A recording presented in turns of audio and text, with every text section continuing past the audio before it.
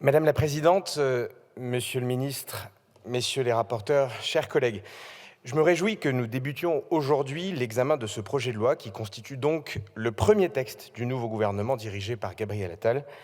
C'est un signal important que ce premier texte inscrit à l'ordre du jour porte sur le logement et je remercie le ministre Christophe Béchu de le porter avec force et conviction. J'observe aussi que le groupe LFI, si prompt à réclamer des lois en matière de logement, s'est surtout fait remarquer par son absence totale lors de la discussion des articles en commission, tous ses membres étant partis après l'intervention de l'oratrice du groupe dans la discussion générale. Il s'agit pourtant d'un projet de loi utile, plein d'avancées concrètes pour les élus et les habitants, qui s'inscrit dans les pas de notre action continuelle en la matière depuis la loi Elan en matière de lutte contre l'habitat dégradé et les marchands de sommeil.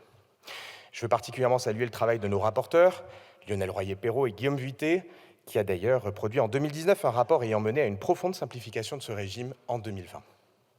Le texte du projet de loi peut apparaître technique, vous l'avez dit, monsieur le rapporteur, mais en réalité, il reprend un ensemble de propositions concrètes faites par deux élus de terrain, deux maires confrontés à ces problèmes. Michel Lutz, maire de Mulhouse, et Mathieu Hanotin, maire de Saint-Denis. Le texte constitue, dans sa version déposée, une boîte à outils très attendue par les collectivités territoriales, puisqu'elle renforce les facultés à la main des communes, des EPCI et de leurs opérateurs pour mener leurs projets. Le texte comprend aussi, dans son article 14, plusieurs accélérations procédurales que je salue pour les opérations d'intérêt national qui permettront donc de mener plus efficacement des grandes opérations d'aménagement, y compris la production de logements qui leur est associée. Notre commission avait déjà eu l'an dernier une attention particulière dans les lois nucléaires, ZAN et industrie verte pour dynamiser la production de logements associés à des grands projets d'envergure nationale et d'intérêt général. C'est absolument indispensable pour notre réindustrialisation et donc cet article va dans le même sens et va permettre d'accélérer les choses. Notre commission a fait un beau travail sur ce texte en acceptant de nombreux amendements de la majorité comme de l'opposition. D'ailleurs, monsieur le ministre, vous avez noté un vote à l'unanimité des membres présents de notre commission, je m'en réjouis. Et ce travail transpartisan permet de porter le texte de 17 articles initialement à 29 articles. Et donc, nos débats nous ont permis d'apporter encore plus de simplification à ce texte. L'article 7 bis qui a été créé par nos rapporteurs permettra d'accélérer les projets de requalification et d'aménagement en déployant des constructions d'hébergement temporaire jusqu'à 5 ans. Il s'agit d'une avancée qui accélérera les opérations de résorption. L'article 9 ter, créé par notre collègue Lionel Cos, assouplit les règles de vote pour l'adoption d'un programme de travaux de rénovation énergétique dans la copropriété. C'est une avancée importante qui facilitera l'atteinte des objectifs exigeants que nous nous sommes fixés en matière de rénovation thermique des bâtiments. Des amendements proposés en séance permettront, je pense, de rendre cette disposition encore plus opérationnelle dans le plein respect des droits des copropriétaires.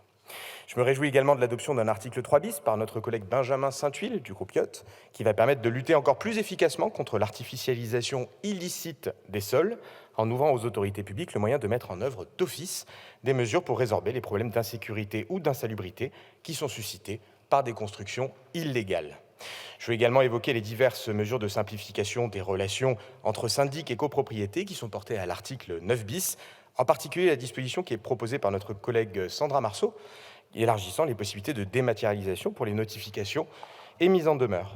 Le lien entre les dispositions de l'article 9 bis et même celle de l'article 9 ter avec le projet initial aurait pu peut-être être interrogé, mais j'ai bien noté qu'il y avait un grand nombre d'amendements de nos collègues sur le sujet, et donc j'ai adopté une approche assez large sur la question.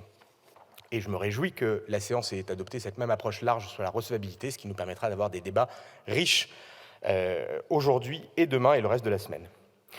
Il reste bien évidemment beaucoup à faire pour apporter des réponses à la crise profonde du logement.